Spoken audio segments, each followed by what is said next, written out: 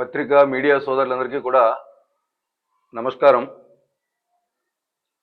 గడిచిన కొద్ది కాలంగా ఆంధ్రప్రదేశ్లో జరుగుతున్న దేవాలయాలకు సంబంధించినటువంటి అంశాలపై విశ్వ హిందూ పరిషత్ యొక్క అభిప్రాయాన్ని స్పష్టం చేయదలుచుకున్నాం.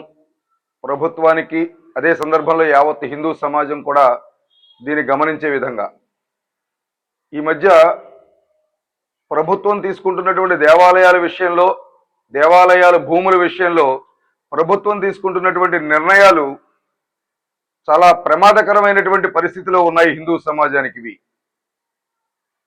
నిన్న మనం ఒక వార్త చూసాము. దేవాదాయ శాఖకు సంబంధించిన భూములు 1.5 ఎకరాల భూమి ప్రైవేటు వ్యక్తుల భూములు దేవాలయ భూముల్లో నెంబర్లు మారి కలిపారు. కాబట్టి వీటన్నిటినీ కూడా తిరిగి ప్రైవేటు వ్యక్తులకు ఇచ్చేటటువంటి విషయంలో ముఖ్యమంత్రి గారు అధికారుల్ని ఆదేశాలు జారీ చేశారు అనేటటువంటి ఒక వార్త వచ్చింది. దీనిని విశ్వ హిందూ పరిషత్ తీవ్రంగా ఖండిస్తోంది.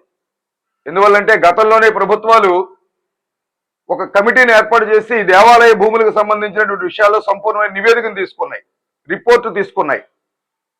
ఆనాడు దేవాలయ భూములుగా ఉన్న భూములు ఈనాడు వాటి సర్వే నెంబర్లు మారడము, ప్రభుత్వ వ్యక్తులు అవ్వడము, ప్రజల ఆస్తిగా దాన్ని చూపించడము అని చెప్పంటే కమిటీ నివేదిక తర్వాత జరిగినటువంటి విషయం మీద దర్యాప్తు చేయవలసింది పోయి ప్రభుత్వము ప్రజలకు ఇబ్బంది లేకుండా దేవాలయ భూములు ఏవైతే సర్వే నెంబర్లు మారాయో వాటిని ప్రైవేటు వ్యక్తులకు అందిస్తాము అన్నటువంటి నిర్ణయం ప్రభుత్వం వైపు నుంచి వస్తే విశ్వ హిందూ పరిషత్ ఈ విషయాన్ని ఎండగడుతుంది, తీవ్రంగా ప్రతిఘటిస్తుంది. ఏ పరిస్థితుల్లోనూ కూడా దేవాలయాలకు భూములు ప్రభుత్వాలు ఇవ్వలేదు. ప్రభుత్వాలు దేవాలయ భూముల్ని కాపాడవలసినటువంటి సంరక్షకులు మాత్రమే. సామాన్యమైన గ్రామీణ భాషలో చెప్పాలంటే కాపలా కాయవలసినటువంటి పరిస్థితి మాత్రమే వారికి ఉన్నది. ఈ పరిస్థితిలో దేవాలయం ఈ 1.5 ఎకరాల విషయంలో స్పందనని ఖండించడంతో పాటుగా ఇటీవల ఆంధ్రప్రదేశ్ ప్రభుత్వం అర్బన్ ప్రాంతాల్లో ఉన్న దేవాలయ భూముల్ని 33 సంవత్సరాలకి దీర్ఘకాలిక లీజుకు ఇచ్చే విధంగా జీవో నెంబర్ 139 తీసుకురావడం జరిగింది. దేవాదాయ శాఖకి చాలా స్పష్టమైనటువంటి విధి విధానాలు ఉన్నాయి. 11 సంవత్సరాలకు మించి భూమిని లీజుకి ఇచ్చే అవకాశం లేదు. 11 సంవత్సరాలకు ఇవ్వాలన్నా కూడా ఆ భూమికి కావలసినటువంటి సేఫ్ డిపాజిట్ కట్టించుకుని 11 సంవత్సరాలకు టెండర్లో వాళ్ళు తీసుకున్న తర్వాత 2 సంవత్సరాలకు ఒకసారి 20% ఆ అద్దెని పెంచుతూ వాళ్ళు శాశ్వత భవనాలు నిర్మాణం ఏమైనా చేస్తే దేవాదాయ శాఖ వదిలేయాలి, దేవాదాయ శాఖ 1 రూపాయి కూడా ఇవ్వదు అందులో నిర్మాణాలకి అనేది కూడా ఆ విధి విధానాల్లో దేవాదాయ శాఖలో ఉంటే ఈ 11 సంవత్సరాలు ఏ అవసరం వచ్చిందని 33 సంవత్సరాలు చేయాలనుకున్నారు. దీనిని న్యాయస్థానాల ద్వారా నిలుపుదల చేయడం జరిగింది, స్టే తీసుకురావడం జరిగింది. అదే సందర్భంలో దేవాలయ భూముల విషయంలో ఈ ప్రభుత్వం ఉదాసీనంగా వ్యవహరిస్తోంది అన్న దానిలో విశ్వ హిందూ పరిషత్కి ఏ మాత్రమూ కూడా అనుమానం లేదు. గొడుగుపేట, కృష్ణా జిల్లా గొడుగుపేట వెంకటేశ్వర స్వామి దేవాలయం భూమి గొల్లపూడిలో విజయవాడలో ఉంటే 40 ఎకరాల సుమారు ఆ భూమిని ఎగ్జిబిషన్ గ్రౌండ్స్ కోసము, గోల్ఫ్ కోర్టు కోసము కేటాయించడము, వ్యవసాయ భూమిని వ్యవసాయేతర భూమిగా రాత్రికి రాత్రి లక్షల టన్నుల మట్టిని తోలేసి అందులో దాని వ్యవసాయ భూమిని కాస్త వ్యవసాయేతర భూమిగా మార్చేయడము, దీని మీద సుప్రీంకోర్టు స్టే ఇచ్చి దీన్ని ఆపే ప్రయత్నం చేస్తే 56 రోజుల్లో దాన్ని మళ్ళీ ఖాళీ చేసి అప్పగిస్తాము అని సుప్రీంకోర్టులో అఫిడవిట్ ఇచ్చి ఇప్పటికి 100 రోజులైనా కూడా ఆ భూమిని ఖాళీ చేసి గొడుగుపేట దేవాలయానికి యథాతథ స్థితిలో అప్పగించకపోవడము, ఈ విషయంలో ప్రభుత్వ చర్యలు శూన్యము. ఇది విశ్వ హిందూ పరిషత్ ప్రభుత్వాన్ని ప్రశ్నిస్తున్నది. మరొక వైపున ఇవాళ ప్రభుత్వము కాకినాడలో భావనారాయణ స్వామి దేవాలయం ఉంటే ఆ దేవాలయానికి సంబంధించిన 15.5 ఎకరాల భూమిని క్రికెట్ స్టేడియానికి ఇవ్వడం కోసం ఆర్డర్ ఇచ్చారు. ఏ చర్చికి భూములు లేవా? ఆంధ్రప్రదేశ్లో మసీదులకు భూములు లేవా? ఒకవైపు మసీదుల వక్వాస్తులు కాపాడుతారని ముఖ్యమంత్రి గారు ప్రకటిస్తారు, మరొక వైపు చర్చలు యథాతథంగా కొండలు ఆక్రమించుకోవడానికి అవకాశం ఇస్తారు. దేవాలయ భూములు మాత్రం క్రికెట్ స్టేడియాలకి, ఎగ్జిబిషన్ గ్రౌండ్స్ కి, గోల్ఫ్ కోర్టులకు ఇస్తారా? ఈ వివక్షతని ప్రభుత్వం విడనాడాలి. భావనారాయణ స్వామి గుడి విషయంలో కూడా స్టే తీసుకురావడం జరిగింది. ఆ భూమిని క్రికెట్ స్టేడియానికి వెళ్లకుండా ఆపడం జరిగింది. అదే సందర్భంలో సింహాచలంలో పంచగ్రామాల పేరుతో 100 ఎకరాల భూమిని అందరూ ఆక్రమించుకున్నారు. అన్ని మతాల వాళ్ళు ఉన్నారు, చర్చలు కట్టేశారు, మసీదులు కట్టేశారు. అందులో ఆ దేవాలయ భూములు ఏవైతే ఉన్నాయో పంచగ్రామాల్లో ఉన్న భూములు వాటిని రెగ్యులరైజ్ చేస్తాము ఆక్రమించుకున్న వాళ్ళకి అన్నటువంటి ఒక కమిటీని ఏర్పాటు చేస్తున్నామని ప్రకటించడం ప్రభుత్వం. అంటే ఆక్రమించుకున్న వాళ్ళకి లైసెన్స్ ఇవ్వదలుచుకున్నారా దేవాలయ భూములు ఆక్రమించుకుంటే? ఈ విషయాన్ని కూడా విశ్వ హిందూ పరిషత్ ప్రతిఘటిస్తున్నది.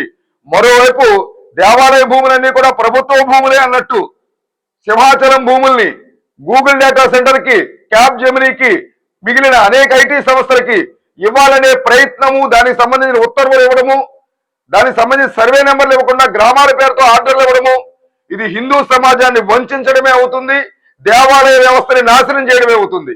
కాబట్టి ఒక్క సెంటు భూమి కూడా దేవాలయ భూమిని వితరణ చేసే అధికారం ప్రభుత్వానికి లేదు. కాబట్టి దీన్ని మేము ఖచ్చితంగా ప్రతిఘటిస్తాం, హిందూ సమాజాన్ని సమాయత్తం చేస్తాం. అదే సందర్భంలో మరొక వైపు ఎన్టీఆర్ జిల్లాలో గంపలగూడెం మండలంలో ఉన్నటువంటి దేవాలయ భూమి, వందలాది ఎకరాల దేవాలయ భూమి, అనేక దశాబ్దాలుగా దేవాలయ భూములుగా ఉన్న భూముల్ని రాత్రికి రాత్రి దాన్ని ప్రైవేటు వ్యక్తుల పేరుతో ఇచ్చే ప్రయత్నం చేస్తే కోర్టు ద్వారా స్టే తీసుకొచ్చి నిలుపుదల చేయడం జరిగింది. ఇవన్నీ కూడా ఈ ప్రభుత్వము శ్రద్ధ చేయకపోవడము, ముందస్తు చూపు లేకపోవడము, దేవాలయ భూమిని కాపాడే ఆలోచన లేకపోవడం వల్ల మాత్రమే జరుగుతున్నాయి. ఒకవైపు గొల్లపూడి భూముల్ని ఇచ్చే ప్రయత్నం, కాకినాడ భూములు ఇచ్చే ప్రయత్నం, తిరువూరు భూముల్ని వదిలిపెట్టే ప్రయత్నం, సింహాచల భూముల్ని పంచిపెట్టే ప్రయత్నం. ఇది చాలదన్నట్టు గత ప్రభుత్వంలో ముంతాజ్ హోటల్ కోసం టీటీడీ భూములు ఇవ్వడానికి ప్రయత్నం చేస్తే ఈ ప్రభుత్వం దాన్ని వ్యతిరేకించింది. ఈ ప్రభుత్వంలో ఉన్న పార్టీలు వ్యతిరేకించి ఇవాళ ఈ ప్రభుత్వం వచ్చినా కూడా ఆ ఫైల్ నిర్ద్వందంగా తిరస్కరించకుండా ఇంకా దాన్ని కొనసాగించాలనే ప్రయత్నం, ముంతాజ్ హోటల్కు భూములు ఇవ్వాలనే ప్రయత్నం విడనాడాలని కూడా విశ్వ హిందూ పరిషత్ హెచ్చరిస్తున్నది. ఇవన్నీ గమనిస్తే ఒక ముఖ్యమైన విషయం మాత్రం స్పష్టం చేస్తున్నాం. విశ్వ హిందూ పరిషత్ హిందూ దేవాలయాల భూములకి స్వయం ప్రతిపత్తి, హిందూ దేవాలయాలకి స్వయం ప్రతిపత్తి నిర్వహణ కోసం కావాలి అని జాతీయ ఉద్యమాన్ని ప్రారంభించింది. అందులో మొదటి కార్యక్రమంగా విజయవాడలో హైందవ శంకరావ సభను నిర్వహించింది. కాబట్టి యావత్ భారతదేశాన్ని సమాయత్తం చేసి ఆంధ్రప్రదేశ్ లో చట్టాన్ని సవరించడం కోసం నమూనా డ్రాఫ్ట్ ని ప్రభుత్వానికి, ముఖ్యమంత్రి వర్యుల వారికి, ఉప ముఖ్యమంత్రి వర్యుల వారికి, కూటమిలో ఉన్న మరొక నేత భాజపా అధ్యక్షుల వారికి కూడా ఇవ్వడం జరిగింది స్వయంగా విశ్వ హిందూ పరిషత్. దాని మీద చర్యలు తీసుకోకుండా ఇవాళ 1.5 ఎకరాల దేవాలయ భూముల్ని అప్పనంగా పంచిపెట్టే కార్యక్రమం చేయడం అంటే, ఒకవేళ భవిష్యత్తులో దేవాలయాలకు స్వయం ప్రతిపత్తి ఇవ్వవలసిన పరిస్థితి వస్తే ప్రభుత్వానికి తప్పనిసరిగా వస్తుంది. అది అయోధ్య ఏ విధంగా సాధించామో విశ్వ హిందూ పరిషత్ హిందూ దేవాలయాల స్వయం ప్రతిపత్తిని అంశాన్ని ఆ విధంగానే సాధిస్తాం. ఆ పరిస్థితి వస్తే ఈలోగానే దేవాలయ భూములు ఊడ్చేసే ప్రయత్నం చేస్తోందా ప్రభుత్వం అనే ఆలోచన కూడా ఇవాళ విశ్వ హిందూ పరిషత్కి, యావత్ హిందూ సమాజానికి కలుగుతోంది. కాబట్టి వెంటనే మేము రేకెత్తించిన ఈ విషయాల మీద శ్రద్ధ చేయండి. ఏదైతే గొడుగుపేట దేవాలయ భూమి ఉందో దాన్ని వెనక్కి తీసుకోండి, దేవాలయానికి అప్పగించండి. బాలనారాయణ స్వామి గుడి మీద ఇచ్చిన జీవోని రద్దు చేసుకోండి. సింహాచలం భూములు, పంచగ్రామాల భూములు కానీ, ఇవాళ ఐటీ సెంటర్లకు ఇవ్వాలనుకున్న భూములు కానీ దేవాలయ భూమి ఒక సెంటు కూడా ఇవ్వడానికి వీల్లేదు. ముంతాజ్ హోటల్ ప్రతిపాదన విరమించుకోండి. తిరువూరులో భూములు అన్యాక్రాంతం చేయడాన్ని ఆపండి. అలాగే భద్రాచలం భూములు ఏవైతే ఆంధ్రప్రదేశ్ లో ఉన్నాయో వాటిని భద్రాచలం దేవాలయానికి అప్పగించండి. ఈ విషయంలో విశ్వ హిందూ పరిషత్ చాలా స్పష్టంగా ప్రభుత్వాన్ని హెచ్చరిస్తున్నది. కాదని ముందుకు వెళ్ళిన దేవాలయ భూములు అన్యాక్రాంతం చేయాలని చూసిన, సంక్షేమం పేరుతో దేవాలయ భూములు అప్పనంగా అప్పజెప్పాలని చూసిన ఎట్టి పరిస్థితులను విశ్వ హిందూ పరిషత్ హిందూ సమాజం అంగీకరించము. ఈ విషయంలో ప్రతి జిల్లాలో అవగాహన సదస్సులు నిర్వహిస్తున్నాం. రాష్ట్ర వ్యాప్త ఆందోళన ఉద్యమాన్ని ప్రారంభిస్తాము. దేవాలయ భూములు ప్రభుత్వ భూములు కావు, అవి ఒక హిందూ ధర్మానికి, మతానికి సంబంధించిన భూములు. వాటిని సంరక్షించే బాధ్యత ప్రస్తుతానికి దేవాలయాలకు ఉన్నది. దేవాలయ స్వయం ప్రతిపత్తి చట్టం వస్తే వాటిని రక్షించుకునే బాధ్యత హిందూ సమాజమే తీసుకుంటుంది. ఈ చట్టం వచ్చే లోపల దేవాలయ భూముల్ని అప్పనంగా అప్పజెప్పాలనే ప్రయత్నం ప్రభుత్వం చేయాలనుకుంటే హిందూ సమాజాన్ని సమాయత్తం చేస్తాము, ఏకత్రితం చేస్తాము. మరొక ధార్మిక స్వతంత్ర పోరాటం కోసం సమాజాన్ని ముందుకు నడిపిస్తాము విశ్వ హిందూ పరిషత్ తరఫున అని చెప్పి ప్రభుత్వానికి తెలియజేస్తున్నాం. జై శ్రీరామ్.